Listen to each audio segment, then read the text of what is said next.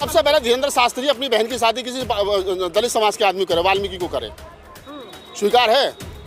मुसलमान को करेंगे कि वो दलित लड़की से शादी करेंगे। वो क्यों करेगा? अपनी लड़की क्यों नहीं देगा? अपनी बहन क्यों नहीं देगा? दलितों की लड़कियां तो वो मतलब फ्री घूम रही है जो धीरेन्द्र शास्त्री के साथ शादी करेंगी। धीरेन्द्र शास्त्री अपनी बहन की शादी करे ना दलित समाज के लोगों लड़के से। लड़का हम बताएंगे उसकी बहन से ज़्यादा खूबसूरत और मजबूत बताएंगे।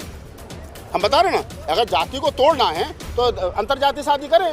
ब्राह्मण को क्या दलित दामाद पसंद है? ओबीसी को क्या दलित दामाद पसंद है?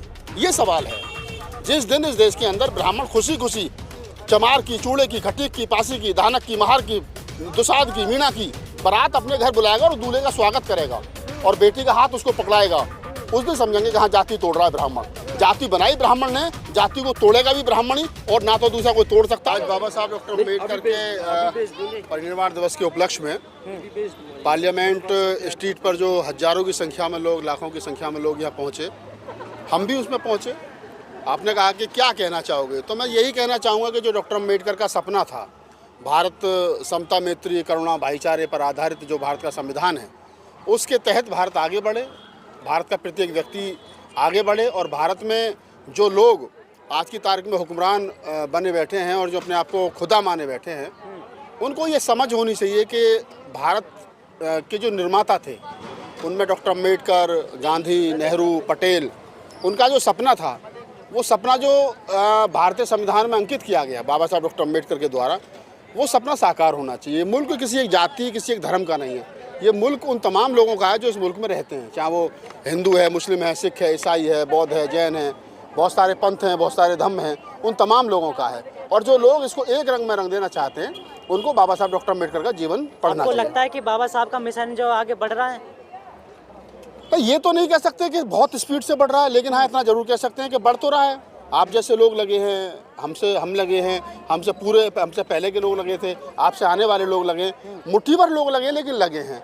लेकिन ये नहीं कह सकते कि पीछे गया है। अगर इस देश के अंदर बाबा साहब डॉक्टर अम्बेडकर की कोई स्टैचू टूटती है और हज़ारों की संख्या में लोग वहाँ पहुँच जाते हैं, बाबा साहब डॉक्टर अम्बेडकर का कहीं अगर बाबा साहब की शान में कोई गुस्ताखी होती है तो लाखों लोग वहाँ मुकदमा FIR कराने के लिए पहुँच जाते हैं, तो लोगों में जागरूकता तो आई है। और बाबा साहब डॉक्टर अम्बेडकर को का जो मूवमेंट है वो दिन प्रतिदिन बढ़ेगा, घटने वाला नहीं है। लेकिन आंदोलन करते हैं बहुजन समाज पर, लेकिन प्रभाव जो है कुछ दिखता नहीं है उसमें सरकार। देखिए, मैं आपको एक मोटा सा उदाहरण बता देता हूँ।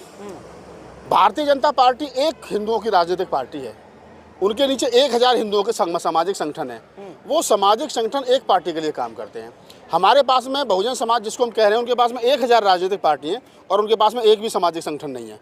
कारण क्या है कि और कोई सामाजिक संगठन चला भी रहा है ना, तो वो भी साइड में राजनीतिक पार्टी बना के रखता है।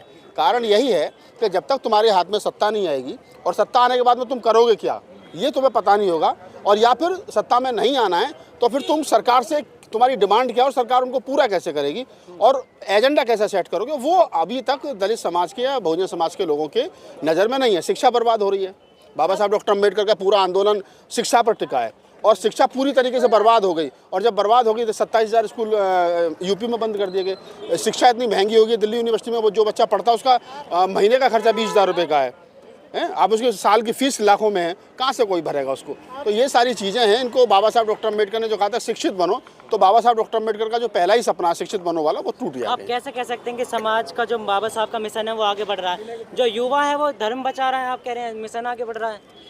नहीं, धर्म बचाने वाले तो धर्म बचाएंगे ना, वो तो पहले भी बचा रहे थे। आप तो नहीं बचा रहे धर्म, आप बचा रहे हो, मैं भी नहीं बचा रहा, ये भी नहीं बचा रहे। यहाँ जितने लोग खड़े वो धर्म नहीं बचा रहे, वो संविधान बचा रहे हैं, वो लोकतंत्र बचा रहे हैं, वो जमहूरियत को बचा रहे हैं। और वो बचा रहे हैं इसलिए क्योंकि उन्होंने बाबा साहब को पढ़ा है।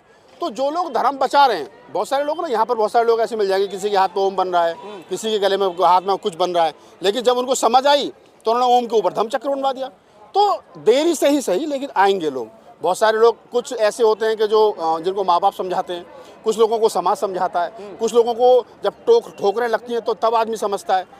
फूले अम्बेडकरी आंदोलन उतना आसानी से समझ में नहीं आता है, क्योंकि उसमें ये नहीं है कि तुम ये पुड़िया खा लेना तुम्हारा कल्याण हो जाएगा। कल्याण वाला रास्ता नहीं हो, पढ़ना पड़ेगा, पढ़ोगे तो लड़ोगे, लड़ोगे तो आगे बढ़ोगे।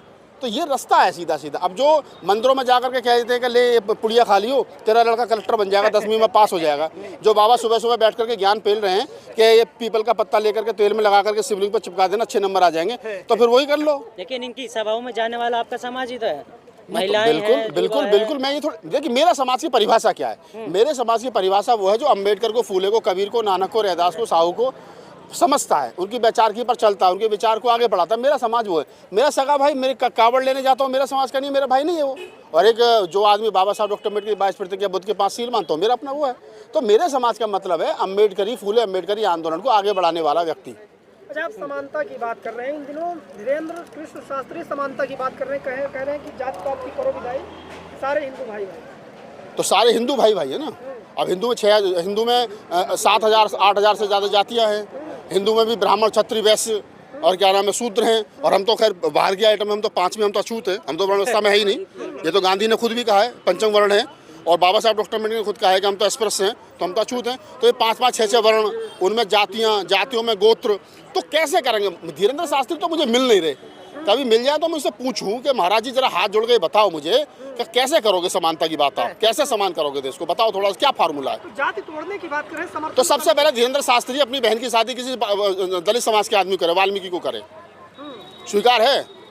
मुसलमान को करेंगे कि वो दलित लड़की से शादी करेंगे। वो क्यों करेगा? अपनी लड़की क्यों नहीं देगा? अपनी बहन क्यों नहीं देगा? दलितों की लड़कियां तो नहीं वो मतलब फ्री घूम रही जो धीरेन्द्र शास्त्री के साथ शादी करेंगी।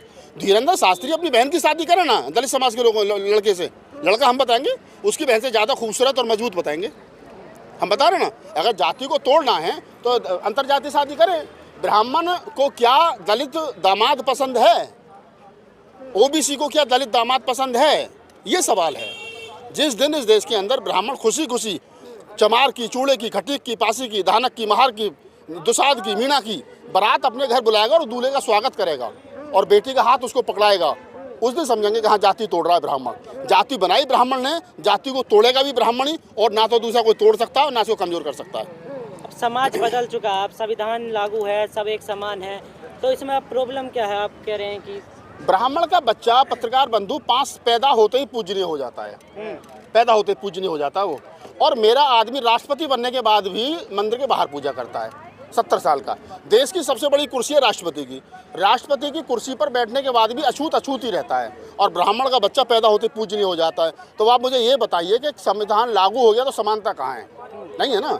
अगर रामनाथ कोविंद को सीढ़ियों पर बैठ करके पूजा करनी पड़ती है, द्रौपदी मुर्मू को गर्भगृह में प्रवेश नहीं मिलता है, और 5 साल का ब्राह्मण का बच्चा अगर अपने बाप के साथ जाता है तो उसकी पूजा होती है, उसको वही उतनी दान दक्षिणा मिलती है, तो ये समानता नहीं है। ये देश जाति प्रधान देश था, जाति प्रधान देश है, और जाति है कि मरने के बाद भी कभी नहीं जाती। और जो लोग ये कह रहे हैं ना जाति तोड़ो तोड़ो समाज जोड़ो, ये काम उतना आसान नहीं है। बाबा साहब डॉक्टर अम्बेडकर का जो भाषण है ना, जो एनिमेशन कास्ट बाद में किताब भी आई है, जाति तोड़क मंडल के लिए बाबा साहब ने लिखा था, लाहौर के लिए, वो भी तो उसको पढ़िए आप।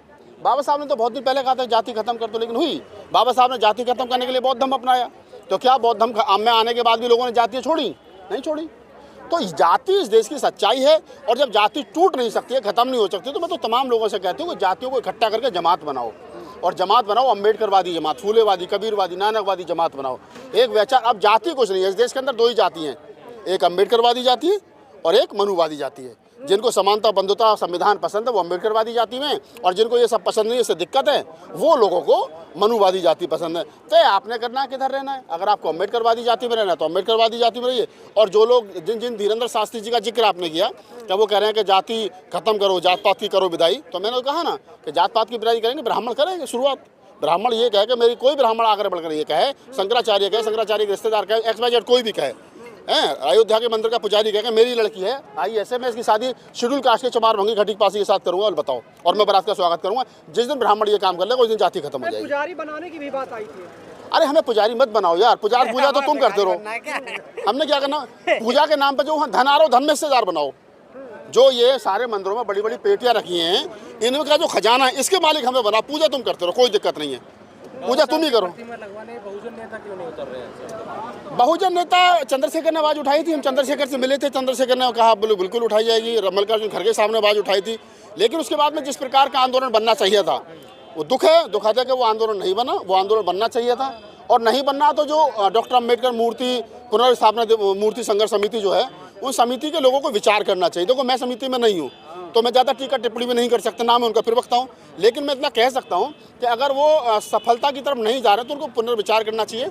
मैं तो पहले भी कहा था कि इसमें चंद्रशेखर जैसे लोगों को शामिल करो, रतनलाल जैसे लोगों को शामिल करो, लक्ष्मण यादव से बैठ के बात करो, जो समाज के अंदर घूम घूम के काम करे, जो फेस है हमारे जैसे लोग जो घूम घूम के काम कर रहे हैं उनको बुलाओ, उनके साथ बैठ करके बात करो। ये मंच पर पुराने लोग बैठ जाते हैं, वही समता सैनिक दल, वही भारतीय बौद्ध महासभा जिनको 40-40 साल से देख रहे हैं, किसी के ऊपर चंदे का आरोप, किसी के ऊपर धंधे का आरोप। तो समाज से सवाल बहुत सारे हैं, लिहाजा उन लोगों को आगे लाओ जिनके चेहरे ठीक हैं, जिनके चेहरे अभी तक दागी नहीं है, वो लोग आएंगे, उनके साथ लोग भी आएंगे, उनके साथ विश्वास भी एक जुड़ेगा। आखिरी सवाल, देश संविधान राष्ट्र की ओर आगे बढ़ रहा है, हिंदू राष्ट्र की ओर? अभी तो हिंदू राष्ट्र की ओर आगे बढ़ रहा है, अभी तो सरकार, क्योंकि सरकार के इशारे पे बढ़ रहा है। मोदी जी बेशक संविधान सर से लगाएं, लेकिन उनके आसपास के जो लोग हैं वो भारत को हिंदू राष्ट्र बनाने की कोशिश कर रहे हैं। हमारे जैसे लोग जो वो भारत को संविधानवादी है, संविधान का राष्ट्र बनाने की